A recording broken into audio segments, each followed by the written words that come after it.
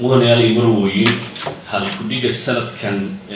Soomaaliya oo maraysa marxalad xasaasi ah xoojinta xasiloonida midnimada iyo horumarka waxay si mug leh u muujinaysaa heerka xasaasiga ah ee dalkeenu uu marayo isla markaana waxay xambaarsan tahay rajo iyo fursado cusub oo aynu ku gaari karno kala wadaag iskaashi iyo horumar wuxuu ina xasuusinayaa waqtiyada ay jiraan caqabadaha waaweyn ay sidoo kale yihiin waqtiyada ay dhalin karaan fursadaha waaweyn ee dal ama ummad ay ka faa'iideysato ugu horeyn waxaan sidoo kale u mahadcelinayaa macadka daraasaadka siyaasadda Heritage iyo jaamacadda City Muqdisho oo isku soo dowriday inay maanta hirgasho noloshan aan isugu nimid oo runtii aan isleeyahay waxaa la isku wadaagsan doonaa fikrado iyo doodo wax ku ool ah oo soo jeedinta siyaasadda lagu horumarin karo mustaqbalka dalkeena waxaan sidoo kale u mahadcelinayaa qabanqaabiyaashii xafladan munaasabadan qiimaha badan leh ee saaka halkan aan isugu joogno mudanayaal marwooyin halkudhiga sanadkan Soomaaliya oo maraysa marxalad xasaasi ah xoojinta xasiloonida midnimada iyo horumarka waxay si mug leh u muujinaysaa heerka xasaasiga ah ee dalkeenu uu marayo isla markaana waxay xambaarsan tahay rajo iyo fursado cusub oo aynu ku gaari karno kala wadaag iskaashi iyo horumar wuxuu ina xasuusinayaa waqtiyada ay jiraan caqabadaha waaweyn ay sidoo kale yihiin waqtiyada ay dhalin karaan fursadaha waaweyn ee dal ama ummad ay ka faa'iideysato mudanayaal marwooyin Soomaaliya muddooyinkii u dambeeyay intii ka dambeysay shirkii Carta waxay soo wajahaysay duruufo kala gedisan duruufahaas oo isugu jiray mid siyaasadeed mid dhaqaale mid amni kuwaas oo lahaa saameyn gudaha iyo heer gobolba ah hase yeeshee sanadihii u dambeeyay shacabka Soomaaliyeed waxa ay muujiyeen hal adeeg howlkarnimo leh iyo dhiiranaan ku dhac leh oo ay u istaageen dadaal ay ku muujiyeen sidii ay dalkooda iyo amnigooda iyo horumarkooda ay wax uga qaban lahaayeen maanta oo halkan aan fadhino iyo sanadkii 2000 ee dowladda Carta soo dhisay farqiga u dhaxeeyo dad badan oo halkan nala jooga iyo dad badan oo daawanayaba waa wax aan la qarin karin oo aad u muuqdo dadaalkaas waxaa saldhig u ahaa si kastoo la isku jiidaba isfahan siyaasadeed in la wada hadlo in la isu dulqaato in marba dhinac la isu jiido oo la yiraahdo waxan baa naga qaldan iyo waxan baa noo saxsan ee aan wada hadalno guulahaas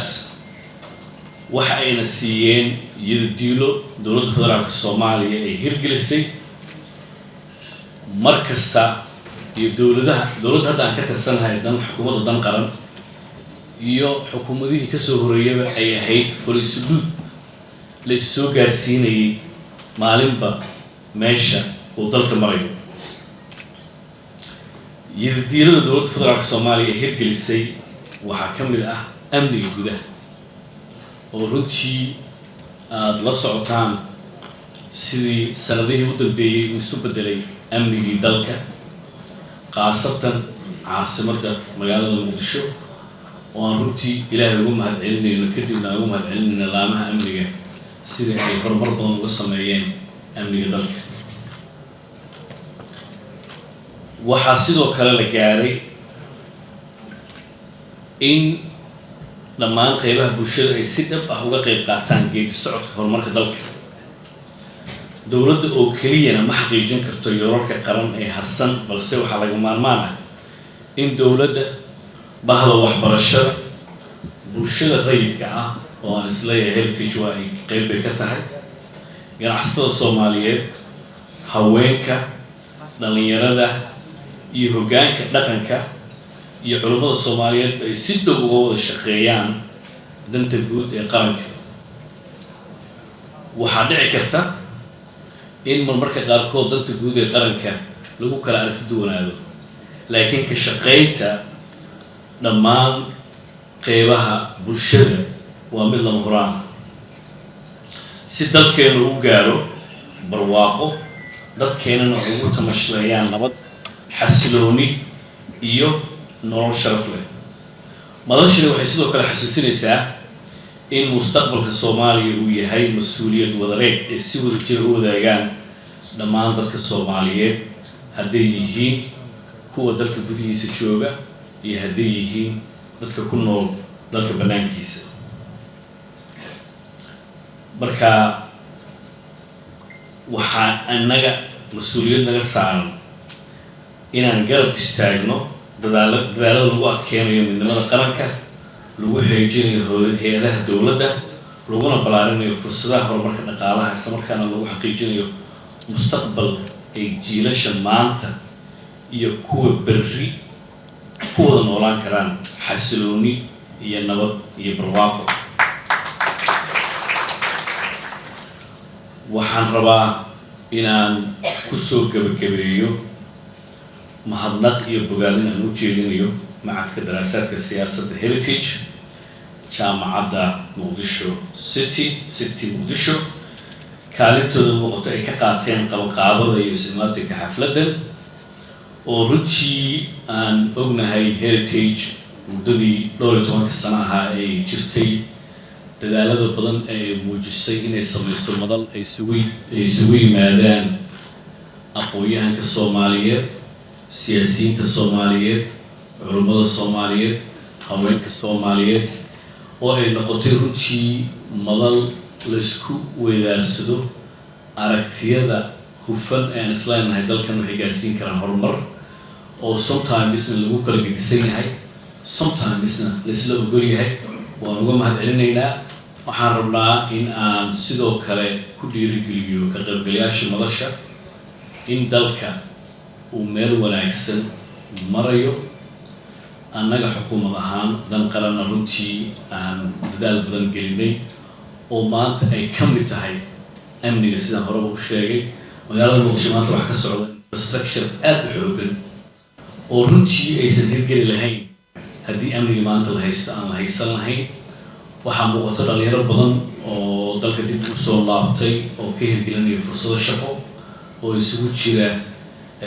technology ha noqoto, business yar ha noqoto. marka runtii wax walba oo dalkan horumarkiisa gaarsiin kara waxaa sabab u ah amniga. haddii amniga aan iska kaashanana waxaan islenahay horumarka intiisa kale waa gaari karnaa. siyaasaddu markii ay marayso marxaladaha maanta kale aan joogno